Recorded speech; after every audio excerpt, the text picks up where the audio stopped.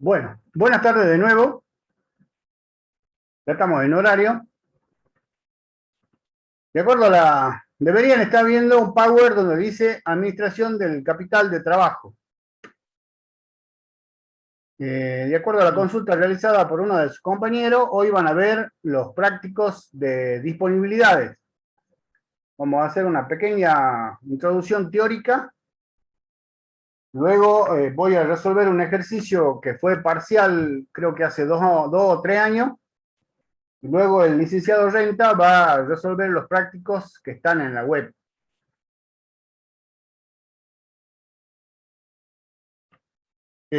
Pasando a los avisos comerciales, la semana que viene ya van a ver administración de bienes de cambio y de cuenta por cobrar. Luego, la otra semana, decisiones de financiamiento a corto plazo. Y la semana 10ª de clases, planeamiento financiero. El 22 de noviembre es feriado, lunes, y el martes 23 de noviembre es el segundo parcial, en el horario de clase, obviamente. Luego tenemos clases adicionales para los alumnos que cursan el plan 19. Ahí en el parcial 2 terminarían lo que es el plan 2003.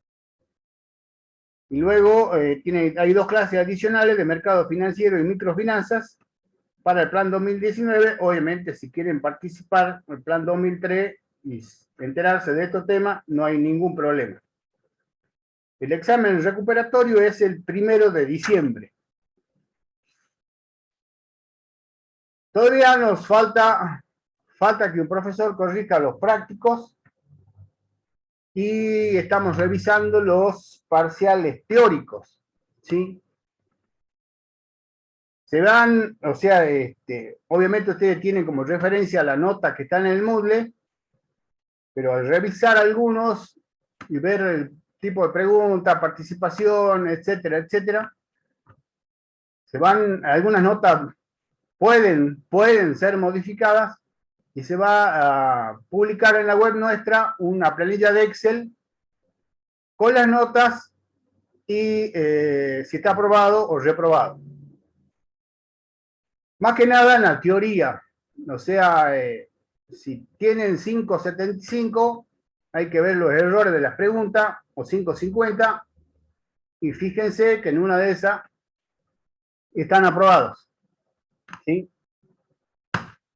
Por eso no se confíen de lo que dice el Moodle, luego se hace una revisión y las notas son las que publicamos nosotros con nuestro archivo. Bien, empezamos con administración de capital de trabajo. Vamos a hacer un pequeño recordatorio. Y sabemos que toda empresa emplea capital para operar y producir beneficios. El capital invertido está constituido por los activos fijos y por el capital de trabajo. Eso lo vimos en evaluación de inversiones. Cuando evaluamos un proyecto, sabemos que la parte izquierda, de este caso del balance, sería la estructura de inversión y está constituida por el activo fijo, que es lo que se amortiza, lo que queda en la empresa, y el capital de trabajo, que es el capital circulante. Ese es el capital que se transforma en forma permanente. Siempre está mutando a medida que la empresa compra activos y lo aplica en el proceso productivo. Muchos autores definen el capital de trabajo como el activo corriente menos el pasivo corriente. La gestión del capital de trabajo incluye todos los aspectos de la administración de las inversiones. A diferencia del capital fijo, el capital de trabajo es un capital que se transforma permanentemente, siempre está mutando a medida que la firma compra activos y lo aplica a su proceso productivo. Tenemos presente que estaría constituido por efectivo, disponibilidades, créditos y mercaderías, inventario. ¿Por qué? Porque la empresa compra, lo aplica al proceso y a la vez toma nuevas deudas y cancela otras. La mayor parte del tiempo un gerente financiero dedica su tiempo a la gestión del capital de trabajo. O sea, el objetivo de las decisiones que hacen a la política del capital de trabajo es el mismo que las otras decisiones financieras que hemos visto, o sea, maximizar la riqueza de los accionistas. O sea, el administrador tiene que elegir los niveles de caja, títulos, valores, cuenta por cobrar, inventario, tipo de deuda a corto plazo. En cambio, los activos fijos quedan fijos generalmente hasta que se decide cambiar una maquinaria, un rodado, una instalación, etcétera, etcétera. ¿En qué se maneja la gestión? Por ejemplo, veamos, ¿cuánta materia prima o insumo necesitamos para cumplir con un pedido? Otra pregunta puede ser, ¿cómo vamos a financiar la compra de los insumos? ¿Con crédito de los proveedores o un préstamo a corto plazo? ¿Mantenemos stock de inventarios altos o bajos? Entonces, todo ello nos lleva a establecer cuál es el nivel de la estructura de inversiones relacionada con el capital de trabajo. Básicamente existen tres tipos de política para la administración de capital de trabajo: la conservadora, la agresiva y la moderada. La conservadora se basa en usar mayores cantidades de efectivo e inventarios, financiándolos con deuda bancaria a largo plazo. Esto permite a la empresa disponer de cierto colchón en la operatoria, al mantener grandes cantidades de efectivo e inventarios que la protejan de faltantes de liquidez y rupturas en la atención de pedidos de clientes. La agresiva consiste en minimizar los saldos de efectivo y los inventarios, financiándolos con deuda bancaria a corto plazo. Procura reducir la inversión en capital de trabajo, por cuanto mantener una baja cantidad de dinero de inventario reduce el costo de inmovilización del dinero y los gastos de mantenimiento. Si tenemos una política agresiva, tratamos de reducir la inversión, tratando de sacarle obviamente el mayor provecho a los activos de corto plazo y utilizando deuda bancaria a corto plazo. Por ejemplo, si yo mantengo una baja cantidad de dinero de inventario, estoy reduciendo el costo de inmovilización del dinero y los gastos de mantenimiento. Naturalmente, esto aumenta la rentabilidad, pero obliga a tener, entre comillas, una afinada administración de los activos y pasivos de corto plazo, ya que no tenemos margen de error. En cambio, la política conservadora se ubica en la vereda opuesta. Le permite tener un colchón para que no tengamos ni faltantes de liquidez ni inconvenientes en entregar los pedidos a los clientes. Pero en contraposición a la otra, aumenta los costos por inmovilización en activo, con lo cual la rentabilidad es menor. O sea, no tengo dinero parado, ni tampoco los inventarios durmiendo en un depósito, ya que no tengo que vender esa cantidad, simplemente la tengo para conservar cierto nivel de stock para vender. Estamos con la conservadora y agresiva entre dos fuerzas que juegan en sentido contrario. Y una política de sincronización busca mantener una posición de equilibrio entre las dos anteriores, que sería la política moderada.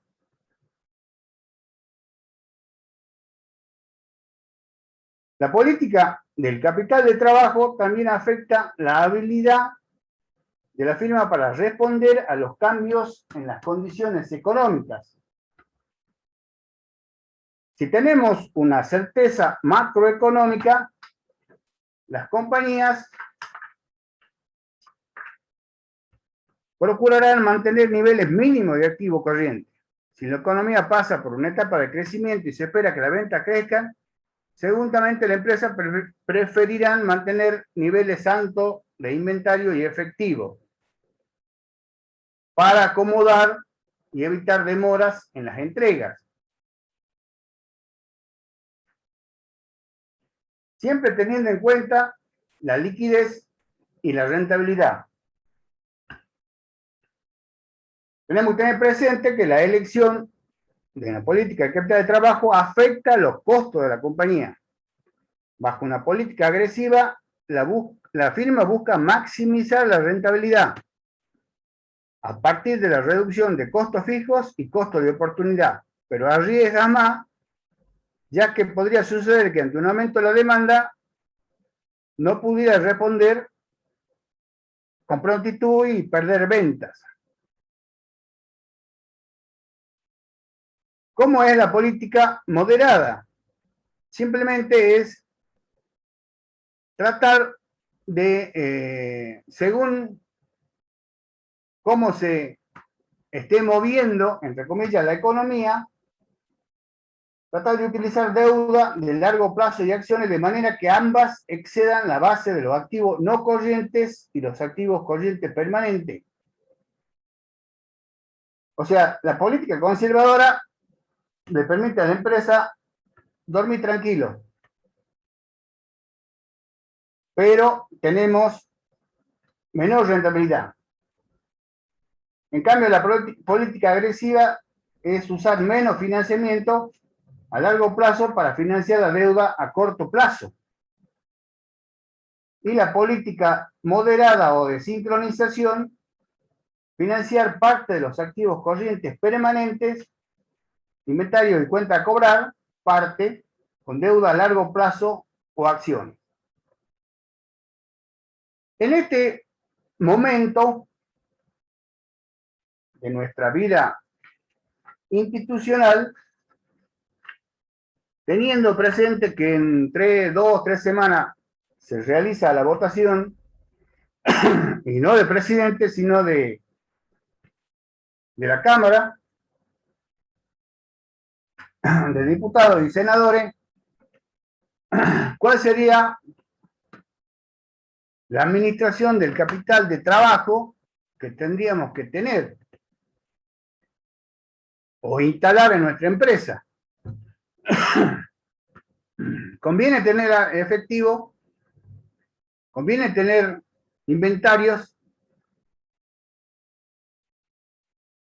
Una pregunta muy difícil de contestar. Si uno recuerda,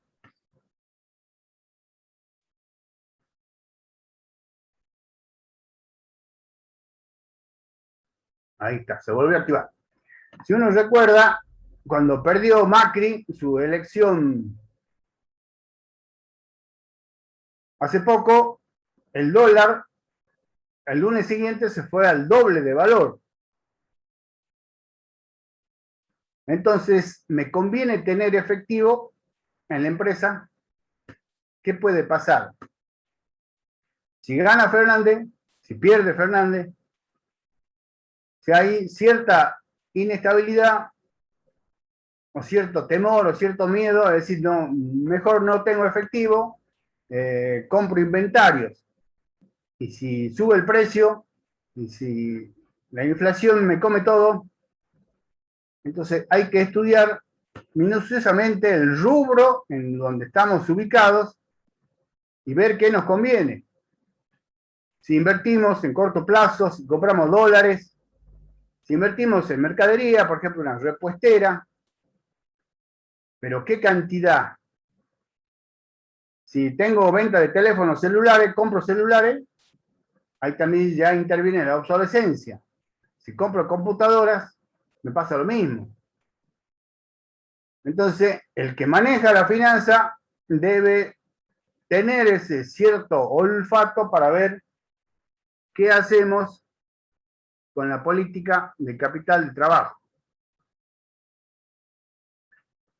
Acá hay un pequeño ejemplo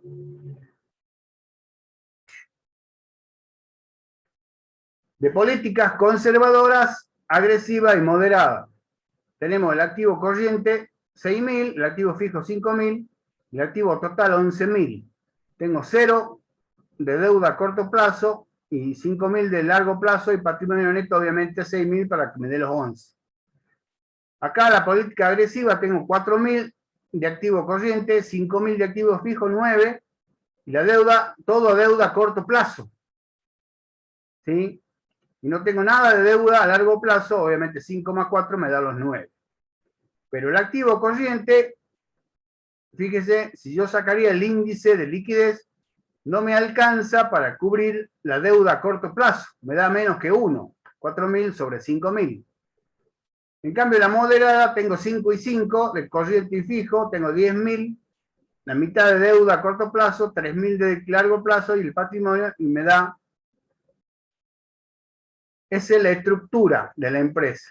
Ahora, si las ventas son 13.800 en la conservadora, tengo un costo de mercadería vendida, la utilidad o el margen antes de intereses e impuestos, los intereses, la utilidad después de impuestos, antes de impuestos, 4.40, la utilidad neta me da 6.60 y la rentabilidad del activo me da 16,36 en la conservadora y la rentabilidad del patrimonio neto me da 11% en la misma política. Ahora, si es agresiva, fíjese, tengo mucho menos intereses,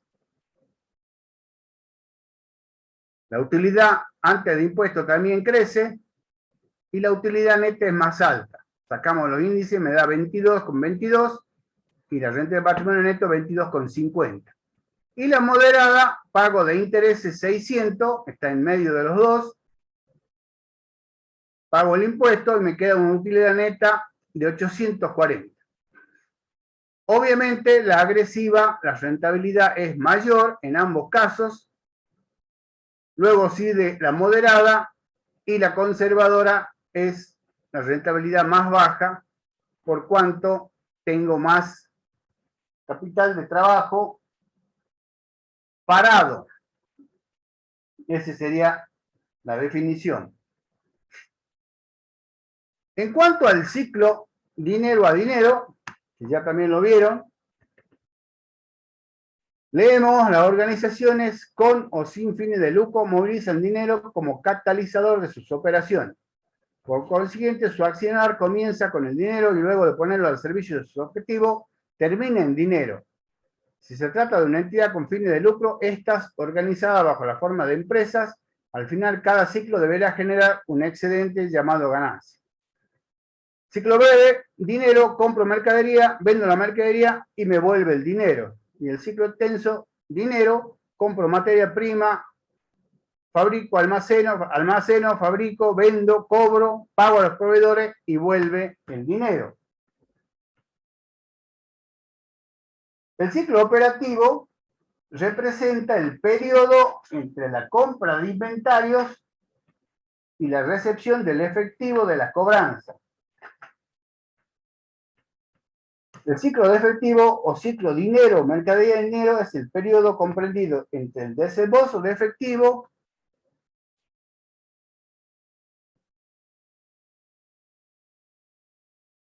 para la compra de inventarios hasta que se recibe el efectivo de la cobranza. Tenemos el primero donde no hay financiación del proveedor y en el otro no espera que fabricamos, que vendemos, que cobramos y recién pagamos. O sea, ahí ya interviene el stock de inventario, lo cual representa una inmovilización de nuestra mercadería, lo que alarga el ciclo dinero a dinero. Lo hacemos más fácil con el ciclo breve. Si yo compro una lata de cerveza a 40 pesos, pongo dinero, la compro y la vendo a 60 pesos. Vuelve el dinero en 60 y tengo una utilidad de 40 pesos. Con ese dinero vuelvo a comprar otra lata de cerveza y la vuelvo a vender. Pero ¿cuántos ciclos o cuántas ventas, compras y ventas tengo que hacer para obtener la ganancia o la rentabilidad que me permita sostener el negocio en el tiempo? Depende del rubro. En cambio, si, por ejemplo, compraría un auto de alta gama, lo vendo, o sea, en la ganancia o la rentabilidad que me puede quedar por la venta de ese auto es mucho mayor que la lata de cerveza. O sea, capaz que con 2 o 3 ciclos de dinero a dinero, ya vendiendo el auto puedo mantener el negocio. En cambio, vendiendo lata de cerveza, tengo que tener muchos ciclos superpuestos para poder tener un excedente al cual le denominamos ganancia. Bien, ese era un recordatorio. Ahora vamos a la administración de disponibilidades. El dinero, el efectivo.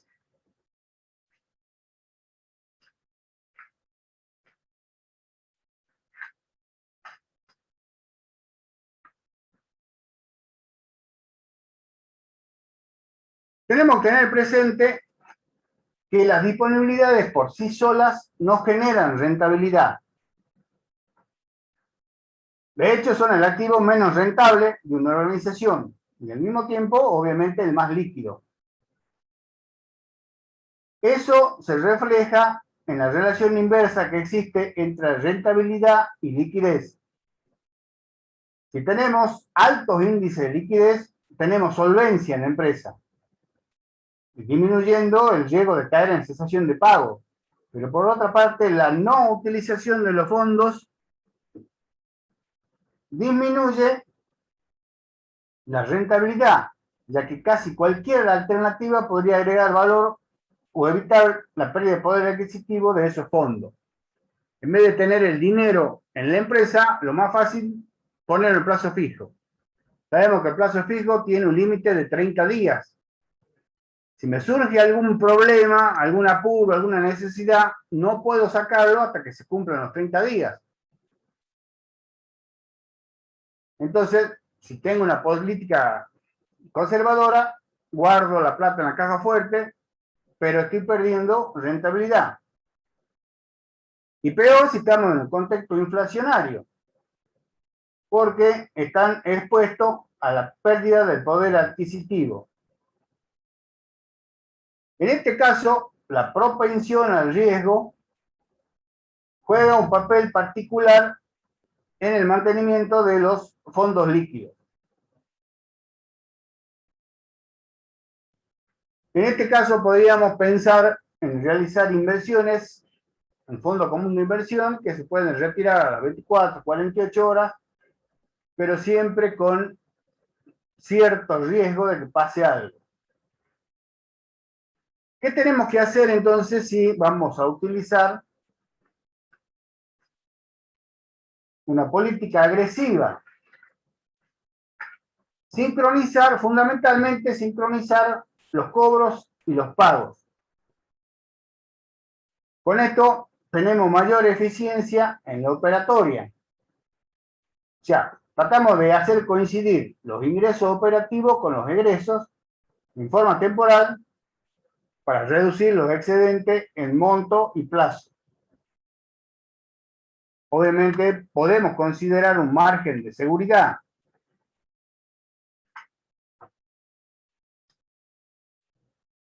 Pero siempre dependemos de nuestra aversión al riesgo y de nuestro manejo. Podemos hablar de inversiones transitorias, cuáles son los elementos que intervienen, etcétera, etcétera. Bien, ¿cuáles son los requerimientos de efectivo? ¿Por qué necesitamos efectivo? Keynes dijo que por razones operativas o transaccionales, por razones precaucionales, por razones especulativas y luego agregaron razones compensatorias. Veamos qué es cada una. La transaccional es capacitar a la empresa para realizar sus operaciones diarias, compra-venta, ingreso-egreso. Es el manejo de el dinero, el día a día. Con eso trabajamos permanentemente para saber cuánto tenemos que tener de efectivo.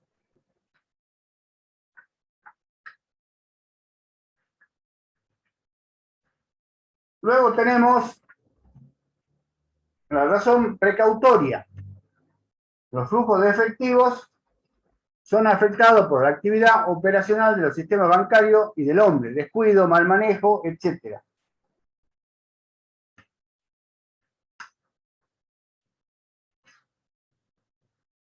El motivo de precaución aparece relacionado con la incertidumbre respecto de los pagos eventuales que tengamos que hacer.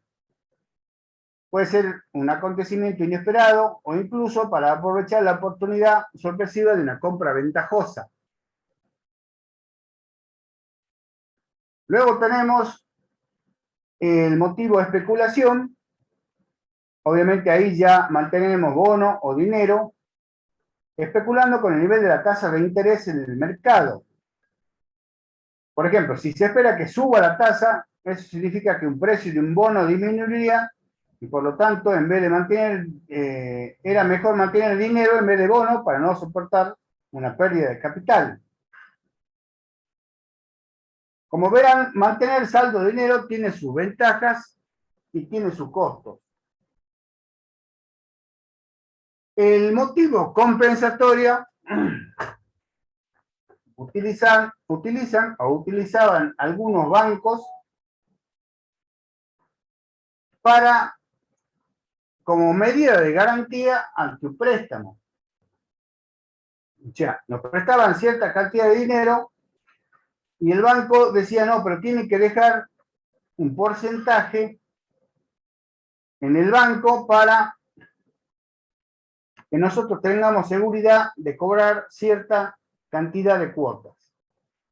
Esto ha ido perdiendo vigencia, pero creo que alguno todavía lo utiliza.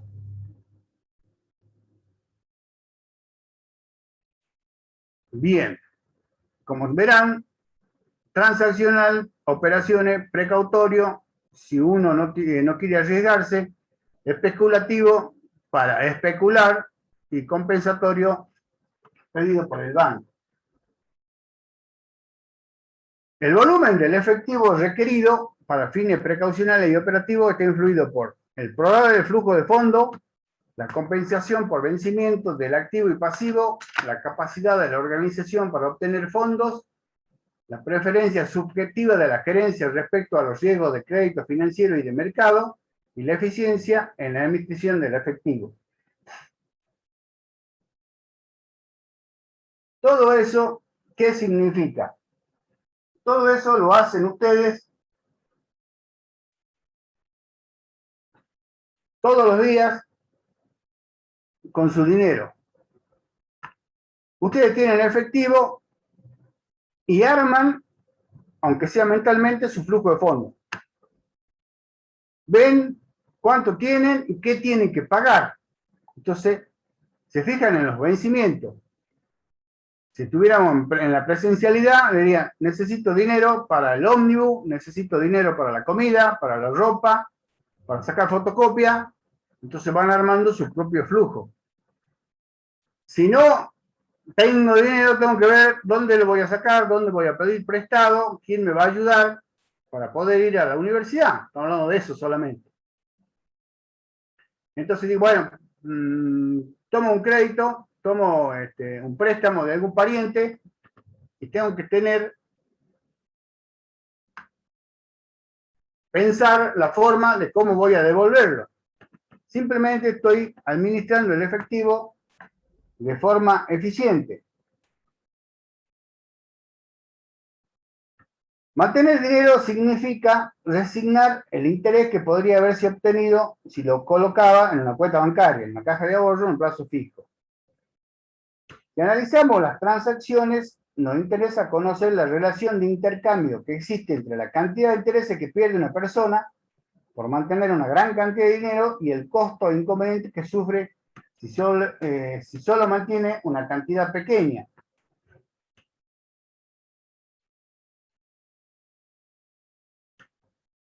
Todo esto que vimos se reduce a la sincronización del flujo de efectivo, concentración de bancos, depósitos directos en bancos, control de los pagos, uso de la flotación, ya ha quedado perimido, y determinación de los saldos óptimos de efectivo. O sea, hay varios métodos que dicen cómo, qué es lo que se necesita de efectivo. Pero no todos se pueden cumplir, o sea, la mayoría de la biografía es norteamericana y no tiene inflación. Nosotros, ¿cómo hacemos para sincronizar un flujo de efectivo? Eso no nos ayuda a mantener lo que deseamos. Sincronización del flujo de efectivo.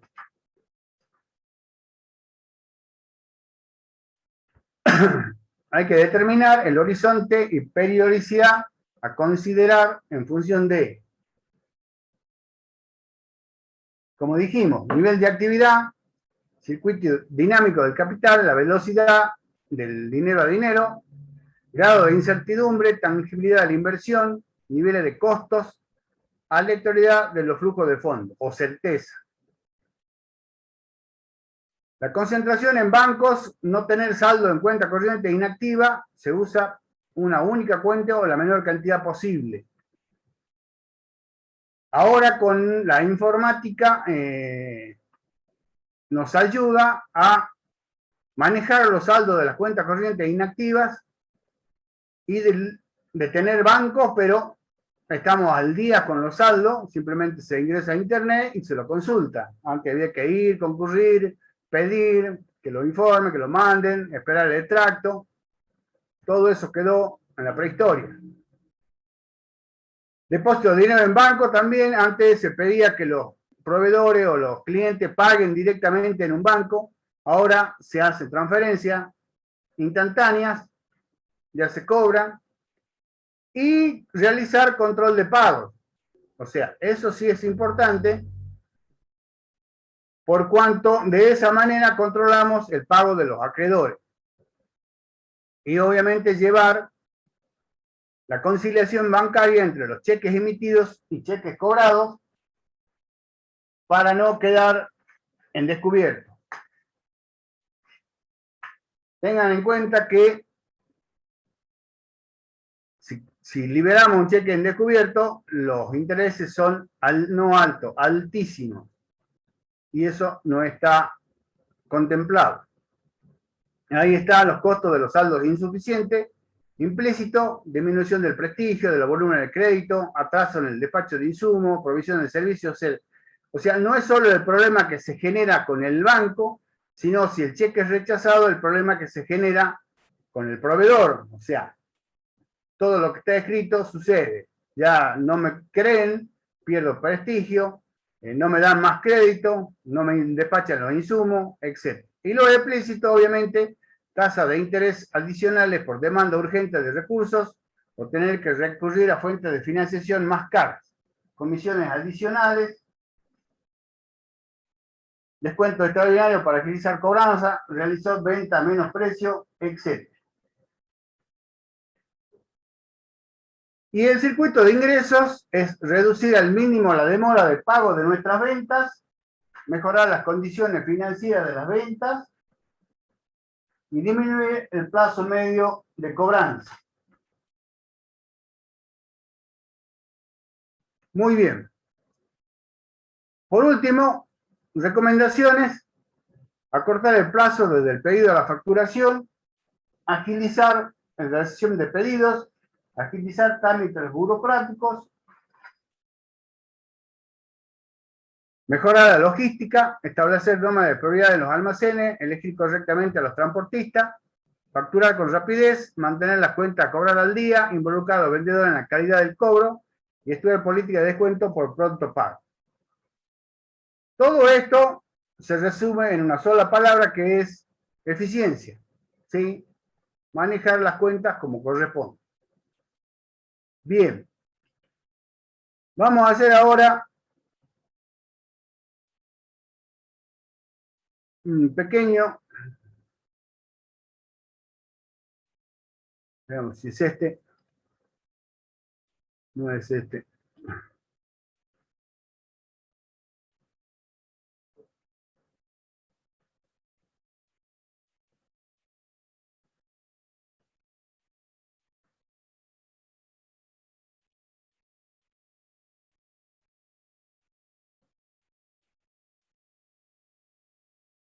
Ahí está.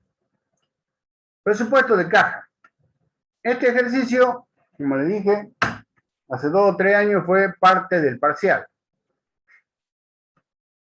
Traten de sacar una foto mientras lo leemos o tomar datos para ver dónde estuvieron los errores cuando lo resolvieron.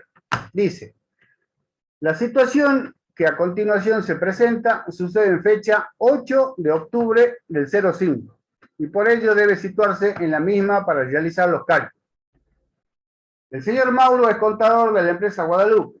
Su sueldo neto es de 150.000 mensuales, además del sueldo anual complementario que cobra por mitades de 75.000 pesos netos junto con los sueldos de junio y diciembre.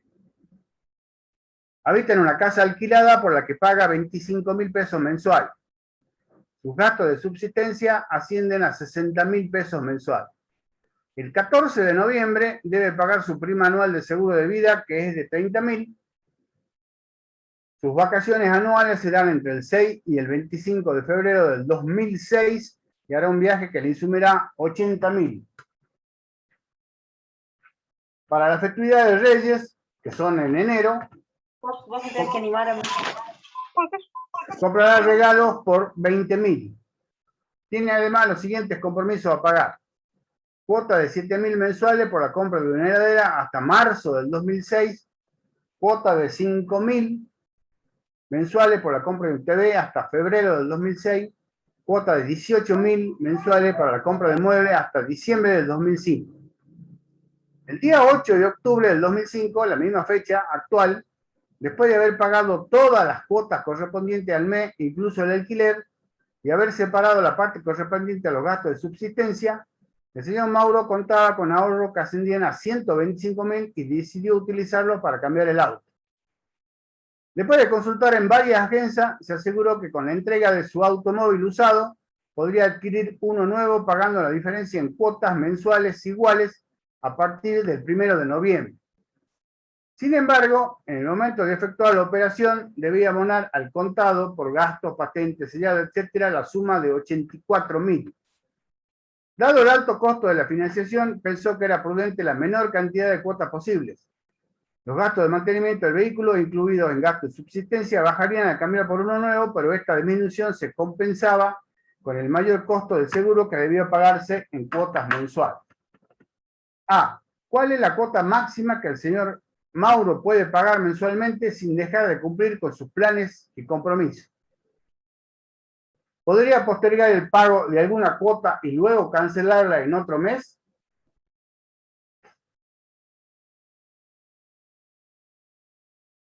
Y le borraron una pregunta que era, ¿qué gasto podría eliminar para poder cumplir con la cuota del pago del auto? Primera pregunta que hicieron, obviamente, en su momento, es ¿de cuánto va a ser la cuota? No, acá la cuota la elige el señor Mauro. Él dice, yo voy a pagar tanto. No, la empresa, la concesionaria no le dice, mira, la cuota es de 100.000, 20.000 o 1.000.000. No, acá él va, entrega el auto, paga los gastos y dice, bueno, fíjate qué cuota podés pagar y cuánto vas a pagar mensualmente. Sean 10, 20 o 50 cuotas. La cuota la fija el señor Mauro.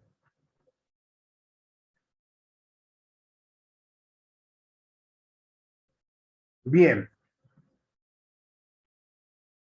También puedes pagar una cuota mensualmente y en algún momento no cumplir con esa cuota y ver si puede pagarla en los meses siguientes, que es la pregunta A y B.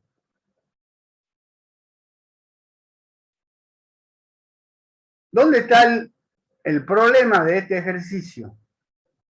Es como una línea de tiempo en cálculo financiero. O sea, no se pueden equivocar en poner un ingreso y un egreso en otro mes, porque ya ahí cambia todo. Los saldos, el ingreso, el egreso y el ejercicio está mal. O sea, un error de eso, de equivocarse en la fecha, en el mes, y está fuera del ejercicio. ¿Sí? Si yo digo que voy a pagar 5.000 mensuales por un TV hasta febrero, no puedo ponerlo hasta marzo. Estoy inventando un egreso que no corresponde. Bien, pasemos a la solución.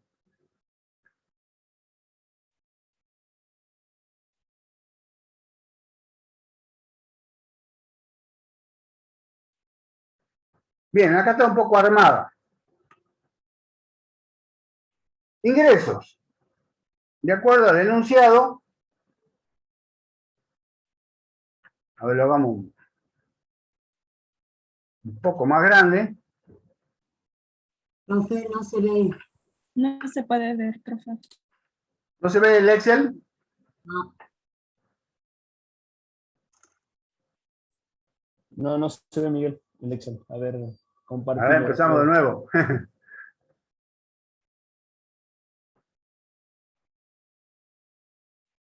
¿Ahí? ¿Se ve un Excel? No, todavía no, che. No aparece. Está matando, ¿eh?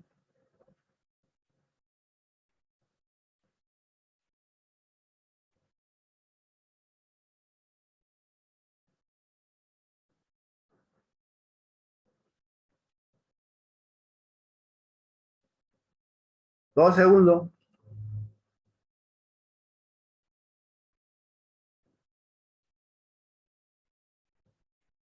Ahora, digan que sí. No, profe, no se ve. No, no se ve, che.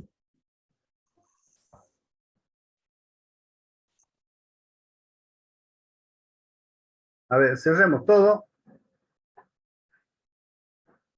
y veamos qué pasa.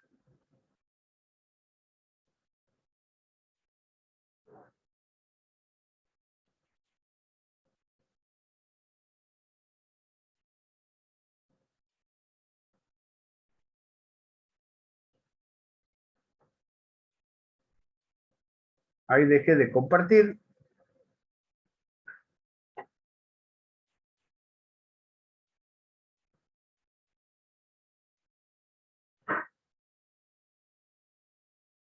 Tercera vez. Ahora, Manuel.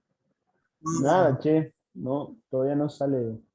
Sale que has empezado a compartir la pantalla, pero no se ve negro, nomás no aparece. Seguí intentando hasta que tiene que salir en algún momento.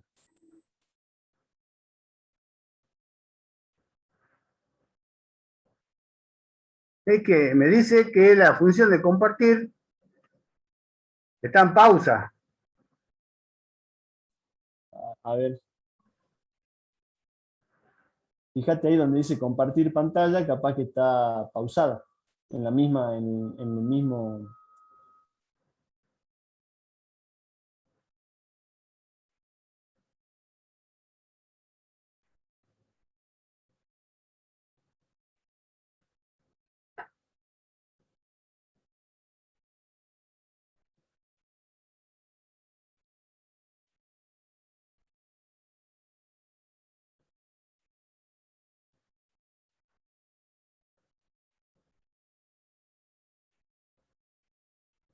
2 segundos, por favor. Sí, tranquilo. Tranquilo, tranquilo.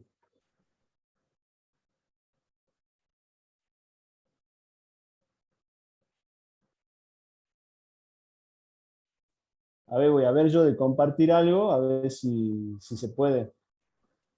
Si comparte y después intenta vos, Bueno, Miguel. fíjate. Sí.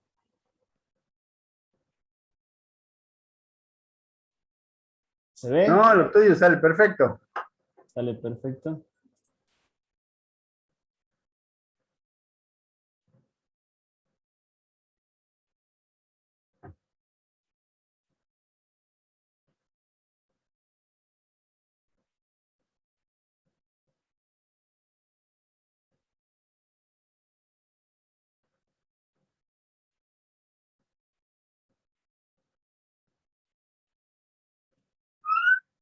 No hay manera.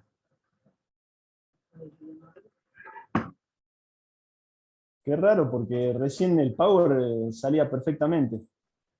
Aparecía sin ningún problema.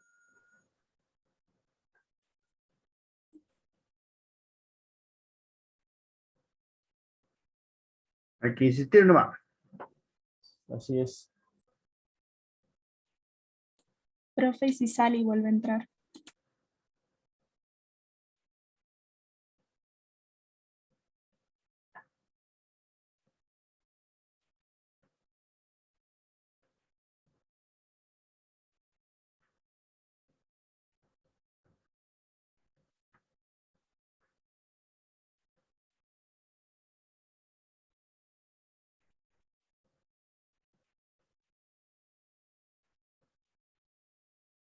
Ahí me estaba.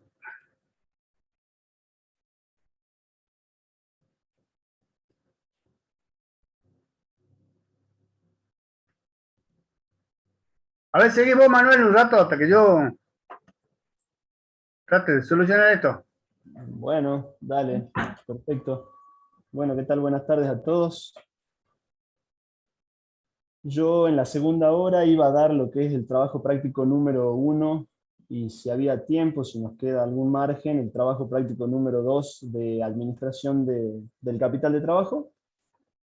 Ya les había compartido en el chat cuáles iban a ser los trabajos prácticos.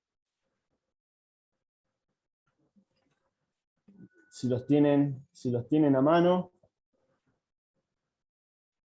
a ver si me pueden responder a alguien, si ya los tienen disponibles, porque como estaban trabajando con el contador Isola, Profesor, ¿sí? ¿puede repetir cuáles son los prácticos? El trabajo práctico número 1 y 2 de administración del capital de trabajo.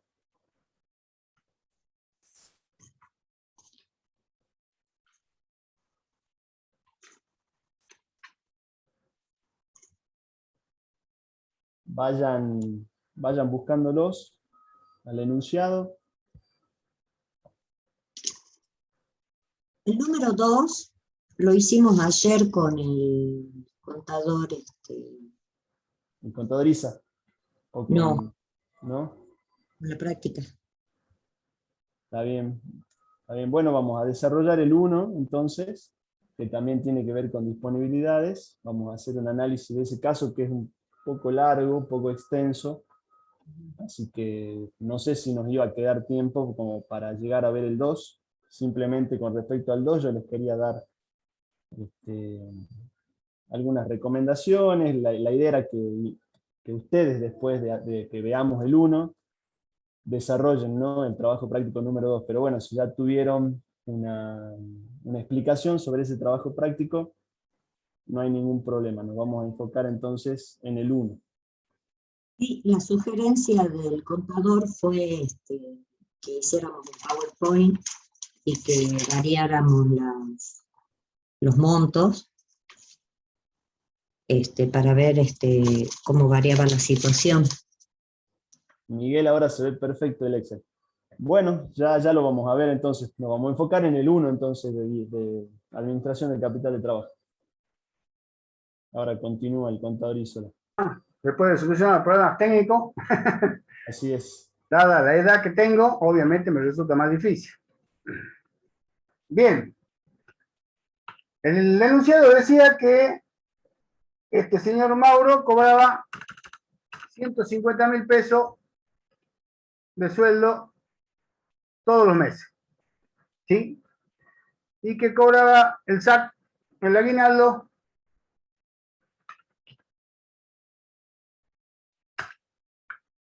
en diciembre por 75.000 pesos. ¿Sí? Ingresos. Un error que sucedió en ese momento es que colocaron sueldo en octubre. Y el enunciado dice claramente que en octubre ya cobró y pagó todos sus gastos y que le quedó cierta cantidad de dinero. O sea, volver a colocar los ingresos es un error grave. O sea, no se está teniendo en cuenta algo que ya se cobró. Bien, 150.000 por mes, en diciembre obviamente 225.000 por el aguinaldo. Y vamos con los egresos. ¿Cuánto tenía que pagar de alquiler? 25.000.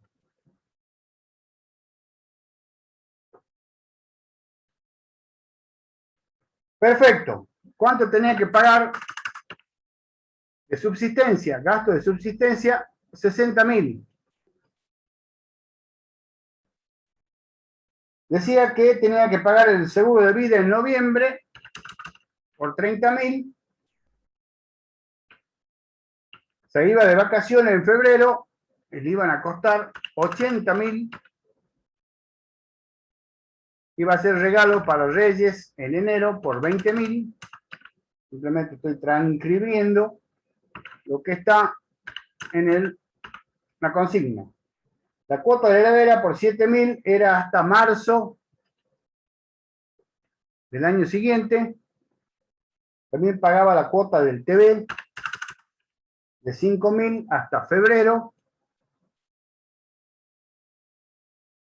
La cuota de los muebles eran de 18.000 hasta diciembre.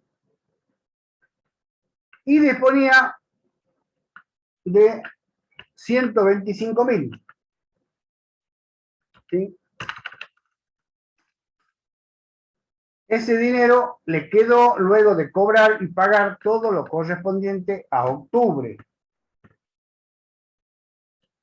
Él compra el auto y paga los gastos del auto, que eran 84.000. Y los ingresos, o sea, los fondos disponibles de 125 menos los egresos por la compra del auto, me queda 41.000 pesos en octubre, ya con el auto nuevo. Otro error grave es que este saldo me queda al 31 de octubre, a la noche. Obviamente cuando me despierto el 1 de noviembre, tengo esa plata. Y muchos no trasladaron ese saldo. Ese es un error no grave, gravísimo. O sea, yo ya tengo esa plata.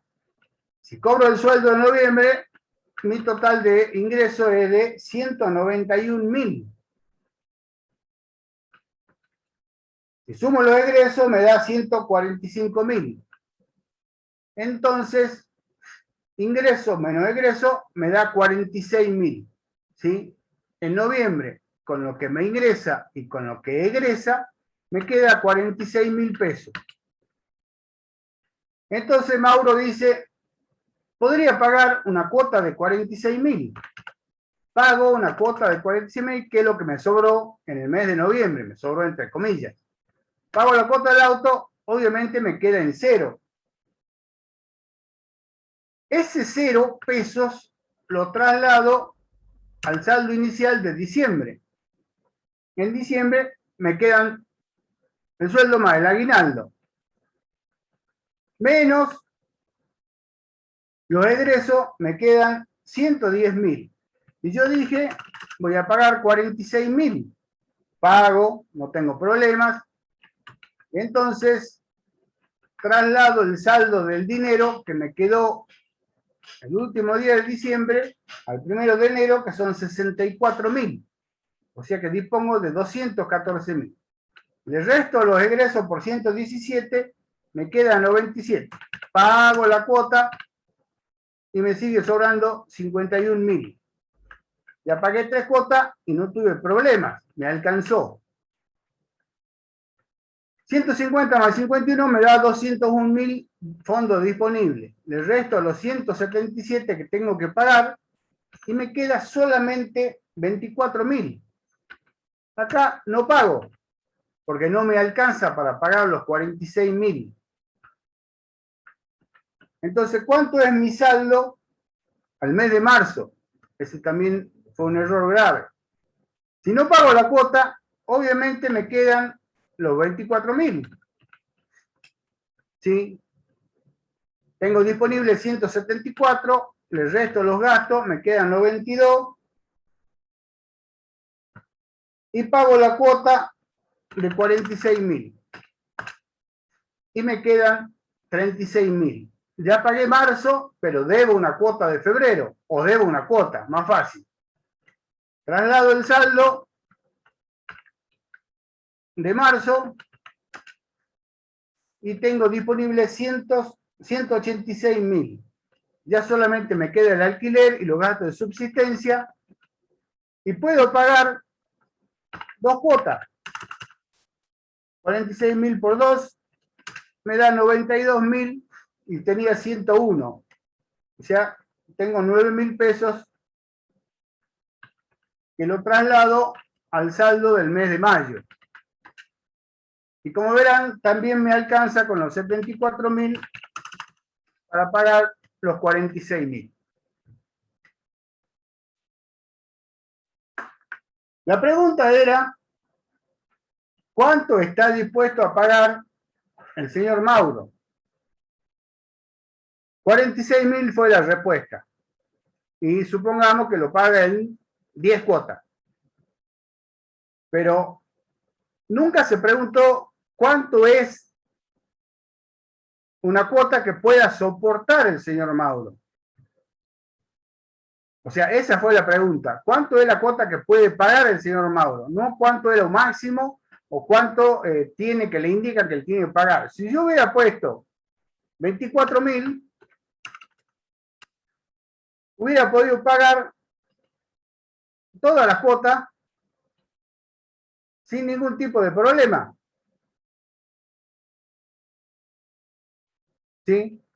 Pero en vez de pagarla en 10, capaz que la tengo que pagar en 30. O sea, el tema era manejar los ingresos y egresos de alguna manera que, sabiendo cuánto es el saldo que me queda mes por mes, cuánto tengo que pagar.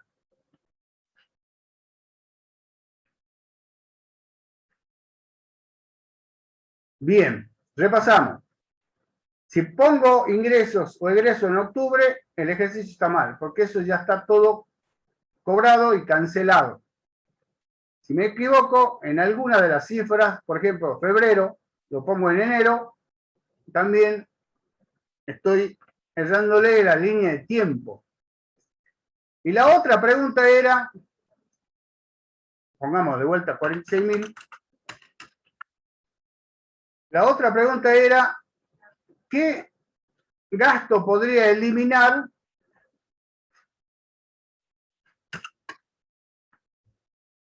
para poder pagar la cuota de 46.000?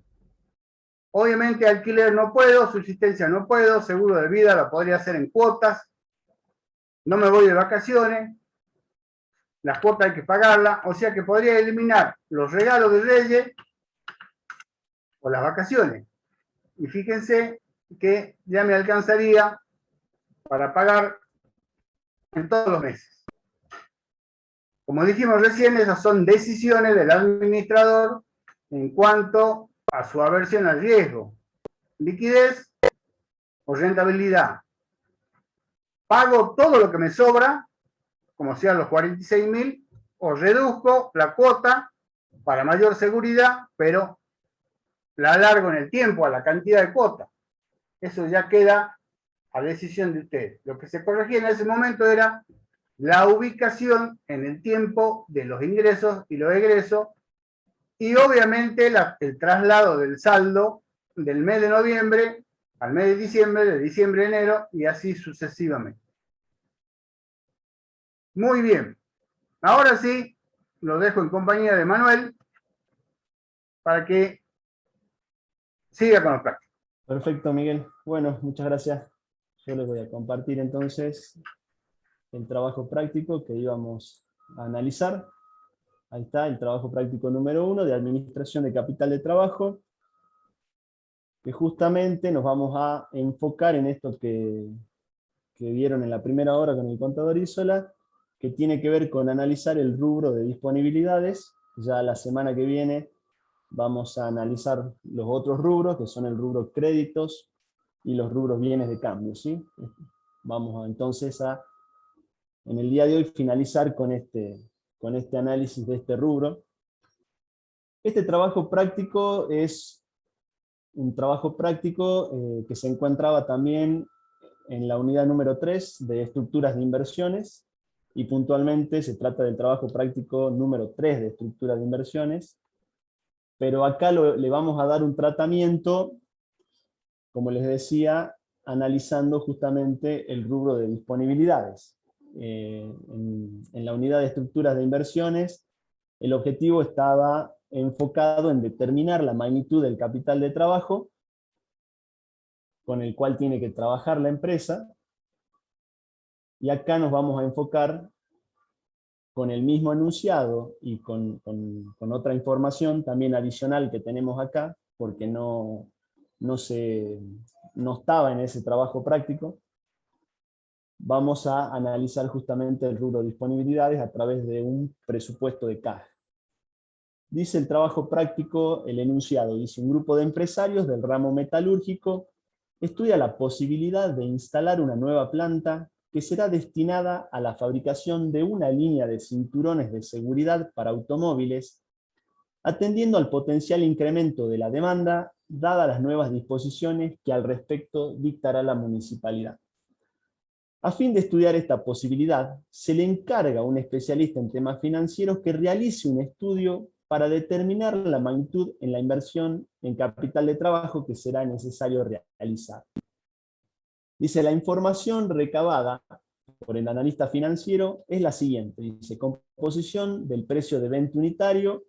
Tenemos del material A, 10 pesos, material B, 15 pesos, proceso al material A, 20 pesos, proceso al material B, 10 pesos, mano de obra directa 15, cargas sociales, 60% de la mano de obra directa, es 9 pesos, fletes por distribución, 5 pesos, costos fijos erogables de fabricación, 23 pesos, costos fijos erogables administrativos, 13 pesos, depreciaciones, 10 pesos, ganancia neta, 20 pesos, el precio de venta es de 150, el IVA es del 20%, o sea de 30 pesos, y el precio de venta con IVA es de 180 pesos.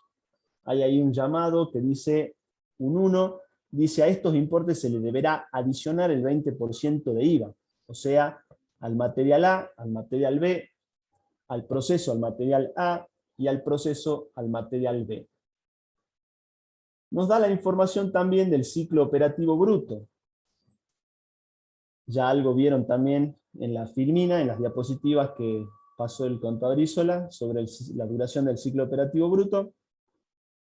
Y dice: se solicita a los gerentes de producción y comercialización que efectúe un estudio sobre la probable duración del ciclo operativo. Ambos coincidieron en que debía considerarse dos alternativas, dado el grado de incertidumbre presente en la estimación. Y más abajo nos describe una alternativa conservadora que tiene una duración del ciclo total de 85 días. Si se fijan, es una línea de tiempo, y más abajo se encuentran las distintas etapas del ciclo. y la duración de cada uno, ¿sí? Tenemos la producción de la materia prima A, que dura, o el proceso A, que dura 35 días, el proceso del material B, que dura 25 días, el ensamble dura 20 días más, hasta el 45, luego tenemos el stock, que dura 10 días más, y luego se produce la cobranza, que va de 55 a 85, o sea, que dura 30 días. Eso sería la alternativa conservadora.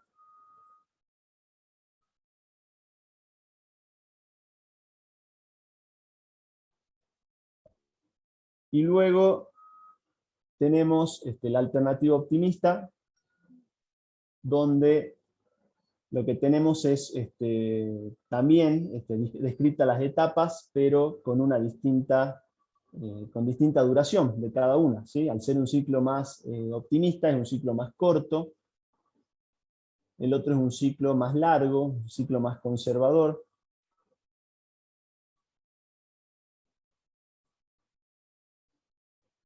Creo que están poniendo en el chat que a este trabajo práctico lo vieron el lunes, lo desarrollaron el día lunes.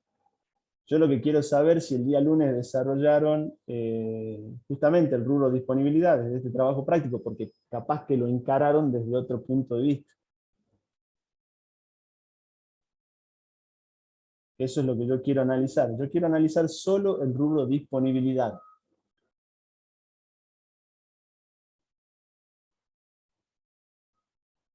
Y lo que quiero hacer es un presupuesto de caja. A ver si me pueden confirmar.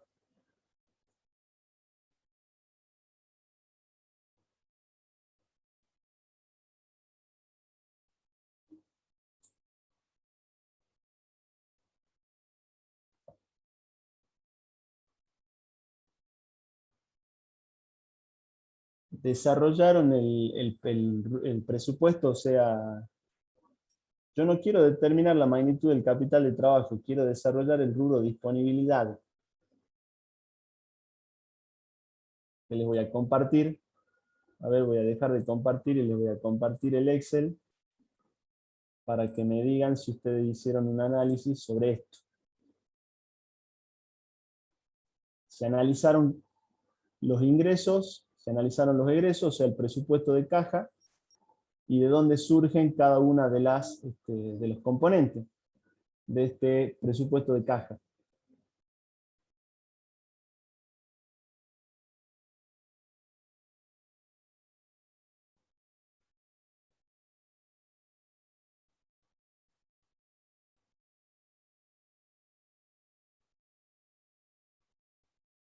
A ver si me pueden confirmar eso.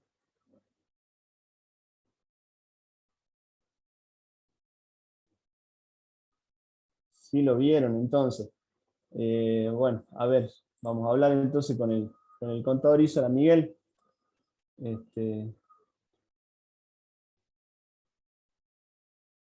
Disculpe, profesor, Sí, hicimos la primera, digamos, está la bien, está primera bien. alternativa, no la segunda, y por ahí lo más confuso del Bien.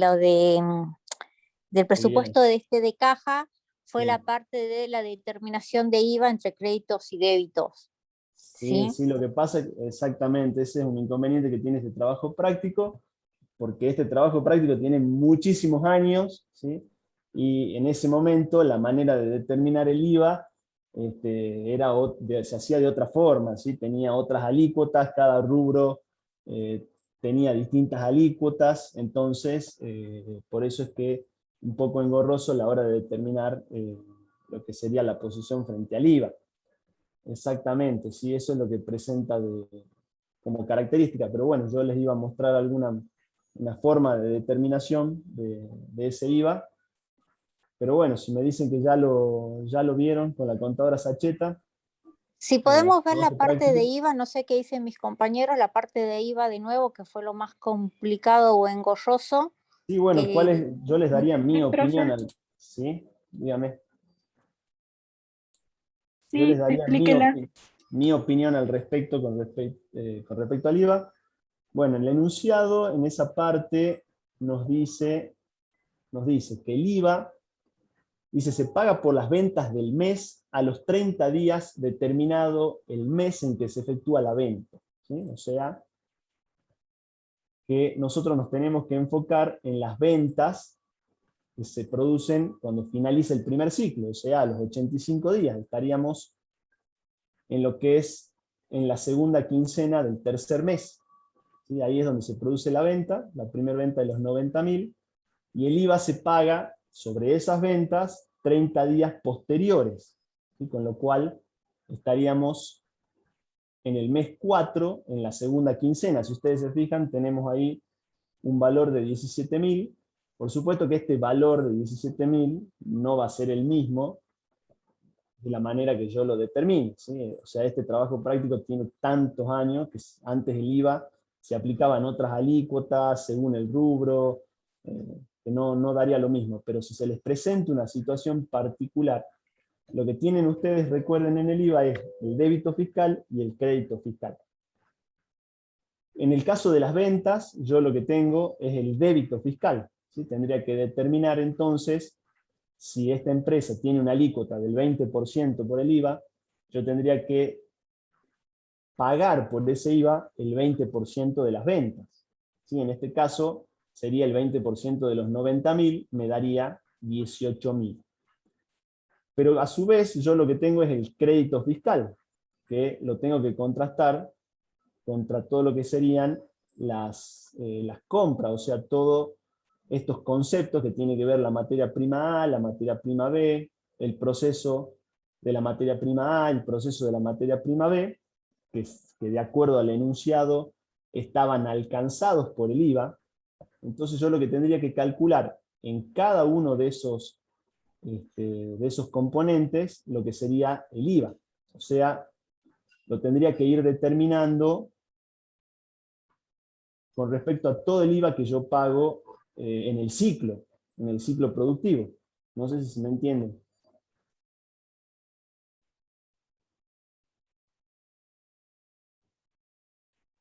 O las erogaciones que ustedes ven. O sea, en la primera quincena yo lo que pago son un total de 15.000. Tendría que determinar el crédito fiscal por esos importes. Luego en la segunda quincena, luego en la tercera, en la cuarta y así, hasta que completamos el ciclo, y tendría que sacar la diferencia, que esa diferencia puede ser positiva o puede ser negativa.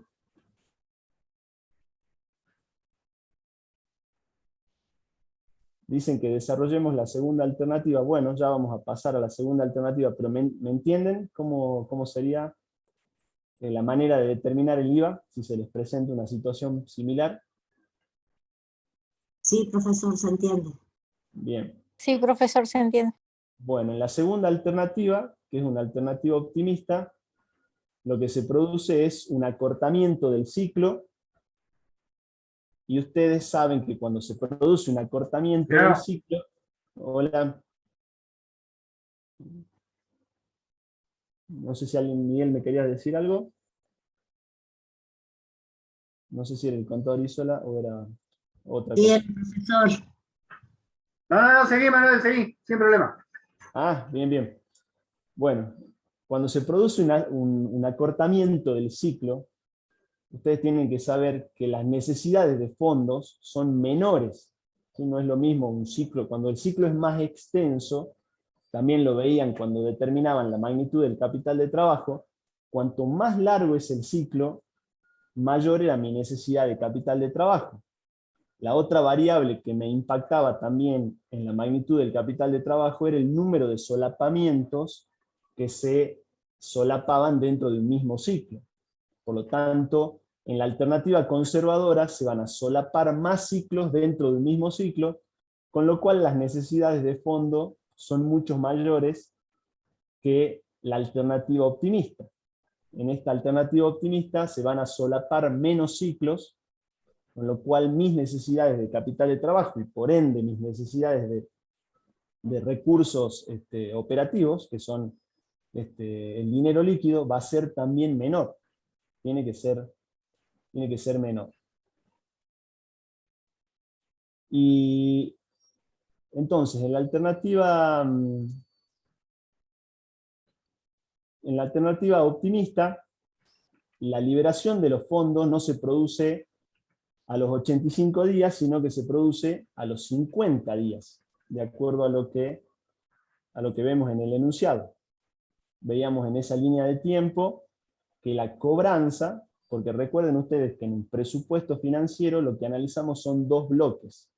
Primero tenemos que analizar los ingresos, y luego tenemos que analizar todos los egresos.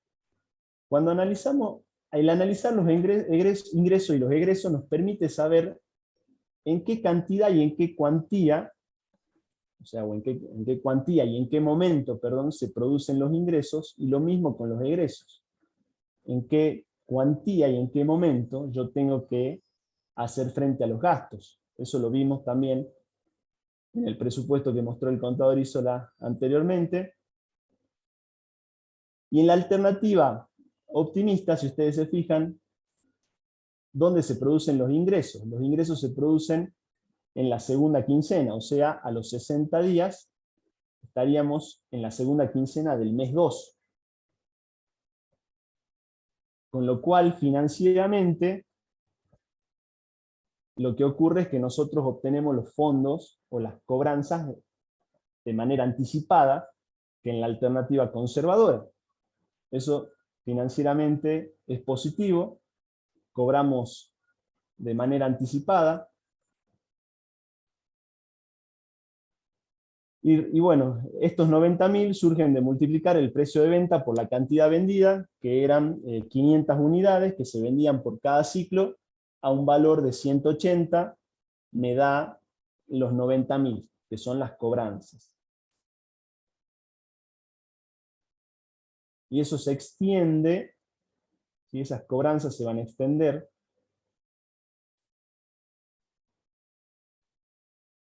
hasta el último ciclo, que si eran 24 los ciclos que se tenían que desarrollar, tanto en la alternativa conservadora como en la alternativa optimista, para cubrir la demanda. Y el último ciclo se produce acá en el mes 12, en la segunda quincena del mes 12. ¿Sí? Acá donde inicia la segunda quincena del mes 12, se inicia el último ciclo, que se extiende hasta la primera quincena del mes 14. O sea, se van corriendo, ¿sí? Las cobranzas de todos los ciclos, las tenemos que ir moviendo hacia adelante, y llegarían entonces hasta la primera quincena del mes 14. Eso sería analizando los ingresos. Luego tenemos que analizar las compras o los egresos. Todos los egresos en el presupuesto se engloban todos los ingresos arriba y todos los egresos abajo. Tenemos los datos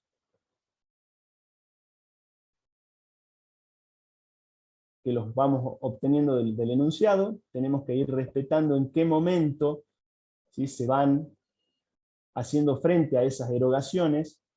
Por ejemplo, si analizamos la materia prima A,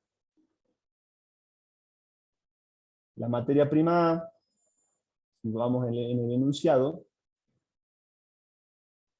nos tenemos que fijar que la materia prima A, el proceso de la materia prima A, inicia en el momento 0 y se extiende hasta el día 25.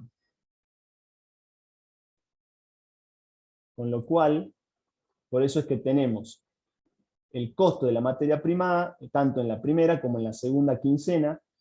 Luego vamos a tener en las quincenas subsiguientes las compras por materia prima A. Lo mismo tenemos la materia prima B, ¿sí? Por eso están al inicio de cada quincena, porque en ese momento se produce el inicio de cada ciclo, porque cada ciclo productivo inicia cada 15 días, pero el proceso, si ustedes se fijan, el proceso de la materia prima A, y si nos enfocamos también en el gráfico de en el gráfico de la alternativa optimista,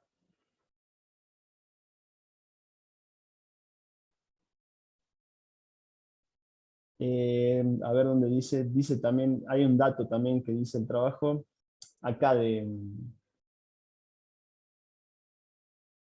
a ver, dónde lo...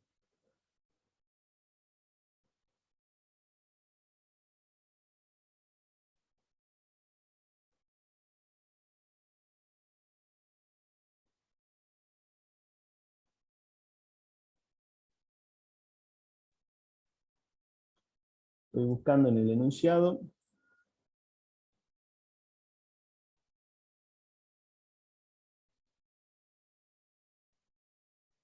A ver. Se me fue el dato ese, a ver, lo perdí de vista.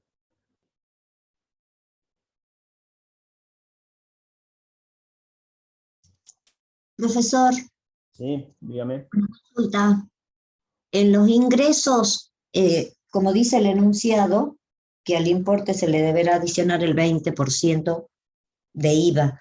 ¿Tenemos que tener en cuenta acá en el flujo el IVA? No. A ver, en los ingresos están considerados con el IVA. O sea, Con el IVA, bien. sí, o sea, 180, porque el precio de venta es 150, más el 20%, que es el IVA, me da 180. Si uno lo multiplica por las 500 unidades, me da 90.000. O sea que en los ingresos está considerado el IVA. Está considerado lo que me ingresa por el IVA. Lo que sí estoy buscando el dato, que estaba en el enunciado, con respecto al proceso de la, a ver si alguien lo encuentra, el proceso de la materia prima A,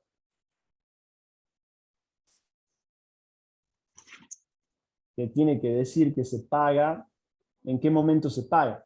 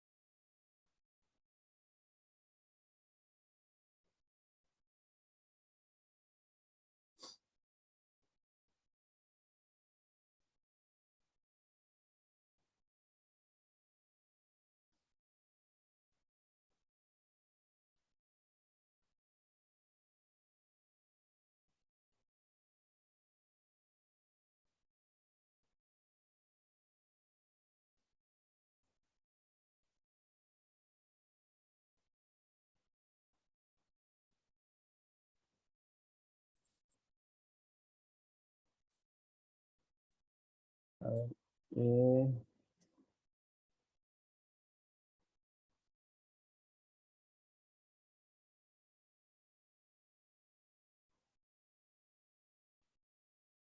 me dicen con las compras, pero a ver, le perdí el dato ese, a ver.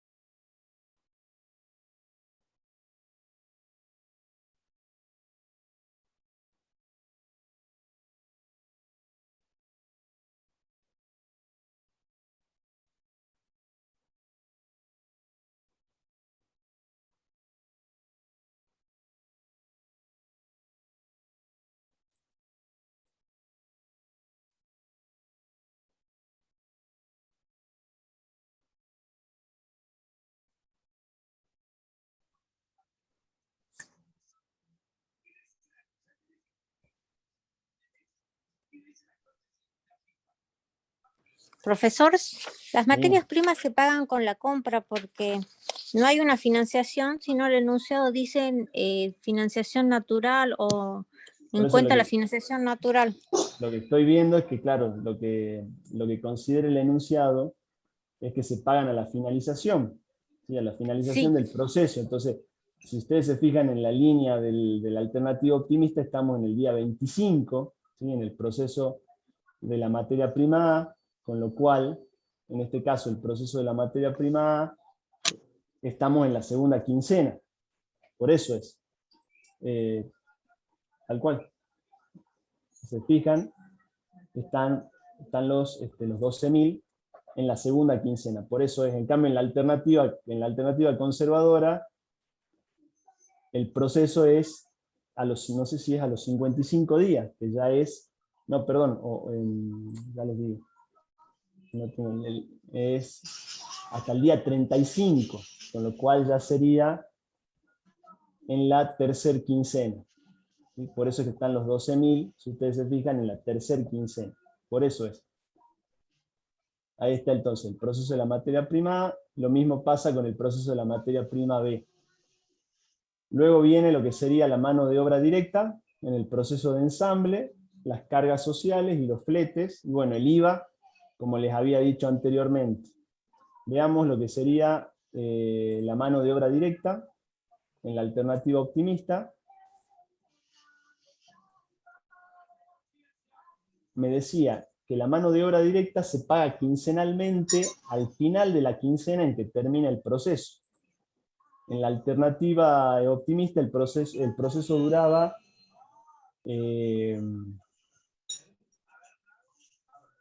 la alternativa optimista el proceso de ensamble, ahí nos tenemos que enfocar en lo que sería el proceso de ensamble.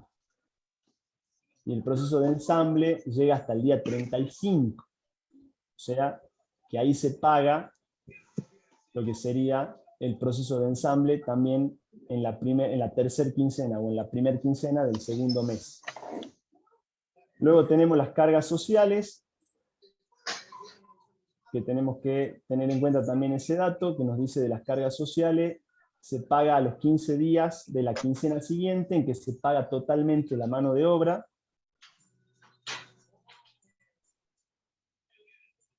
En este caso, las cargas sociales las tenemos que pagar en la cuarta quincena o en la segunda quincena del mes 2.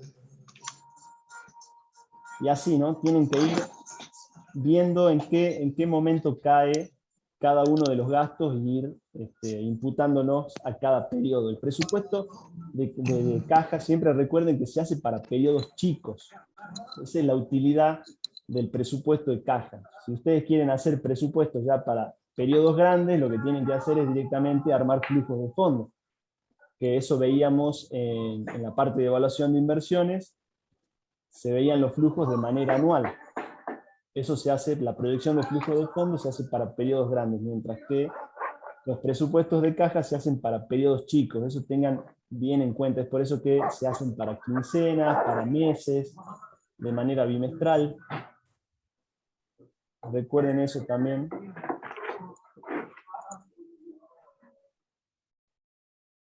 Tengan en cuenta también eso. Y bueno, también la utilidad del presupuesto financiero, o el análisis del rubro disponibilidades, que es exactamente lo mismo, se utiliza para conocer una posición financiera. O sea, una posición financiera de déficit y una posición financiera de superávit, que en el caso de que la posición financiera sea de déficit, nos permite justamente tomar las decisiones con respecto a cómo vamos a cubrir esos déficits. Esa es la idea, entonces, de analizar los presupuestos. Y si en el caso de que se produzcan superávit, saber qué vamos a hacer con esos excedentes. O sea, dónde van a ser colocados, dónde van a ser reinvertidos. Eso es la utilidad entonces de los presupuestos de cajas y analizar el rubro disponibilidades. Pero el tratamiento es muy parecido al tratamiento de los flujos de fondos. Se desarrollan también siguiendo el criterio del percibido, o sea, las entradas y salidas de dinero efectivamente percibidos, o sea que no se tienen en cuenta los conceptos como las depreciaciones, por ejemplo, que no constituyen salidas de dinero, así que eso también tengan mucho cuidado si aparece ese dato, porque no es lo mismo el tratamiento de las depreciaciones en los flujos de fondos, en evaluación de inversiones, que cuando hacemos un presupuesto de caja, ¿no? Ahí no, en estos presupuestos de cajas, o cuando analizamos el rubro disponibilidades, no tenemos en cuenta las partidas o las cuentas que no constituyen salidas de dinero. En cambio, en los flujos de fondos la utilizábamos a los fines del cálculo del impuesto a las ganancias, nada más. Pero es muy similar el tratamiento. Lo que sí yo les aconsejo que se sienten a practicar, que vuelvan a desarrollar los trabajos prácticos, que lo hagan pensando, ¿no? Dónde va cada importe, en qué momento se produce cada entrada, en qué momento se produce cada salida. Eso es lo importante, que ustedes sepan identificar bien. Así pueden determinar justamente esa posición financiera de superávit o de déficit. Eso es lo que se busca a través de estos presupuestos de caja. No sé si alguien quiere preguntar algo. La semana que viene vamos a ver el rubro créditos, analizar el rubro créditos, y falta el de bienes de cambio. Con eso quedaría completo ya lo que es la administración del capital de trabajo, visto de una manera más detallada. Antes, en las unidades de estructuras de inversión, hacíamos un enfoque del capital de trabajo más integral. Ahora estamos haciendo un análisis ya desde el punto de vista más detallado del capital de trabajo y desde adentro del capital de trabajo, analizando cada partida que compone el capital de trabajo. Y justamente esta es una herramienta que nos permite tomar decisiones en materia de capital de trabajo. No sé si alguien quiere preguntar algo, aunque sea por el chat. Disculpe, profesor, entonces en el flujo de disponibilidades, ¿no se ve el tema de impuesto a las ganancias? O sea, el pago del impuesto o de los anticipos. Eso sí podría aparecer. Si yo pago un anticipo de impuesto a la ganancia, sí, eso debería aparecer en el presupuesto. Yo lo que quiero decirles es que tengan mucho cuidado con las partidas que no constituyen salidas de dinero. Si a mí el enunciado me dice que se paga en un determinado momento un anticipo de impuesto a las ganancias, es porque se está produciendo una erogación de dinero, una salida efectiva de dinero, entonces la tengo que imputar. Lo que yo les digo es... Hola, Manuel. Sí, Miguel. Sí, señorita, se incluye si se sale, si paga, ¿no? O sea, usted podría estar armando el flujo de efectivo del año 2020, pero si tiene que pagar el impuesto a la ganancia del 2019, lo tiene que considerar porque lo paga realmente en el 2020. O como dice Manuel, si es un anticipo, sí, o sea, tiene que pensar, como quien dice, con el bolsillo. Todo lo que ingresa y todo lo que egresa, realmente el dinero, el cash. Exactamente. Así es. Siempre se utiliza el criterio del percibido. O sea, siguiendo ese criterio que ya desde el comienzo de clase les venimos insistiendo, y en el cual es un principio en el cual las finanzas se sustentan, que es el criterio del percibido. Acá también tienen que aplicar ese criterio. Profesor, entonces, Sí. aunque en el enunciado, por ejemplo, las depreciaciones no las tomamos. Exacto. Si estamos haciendo un presupuesto de caja, no.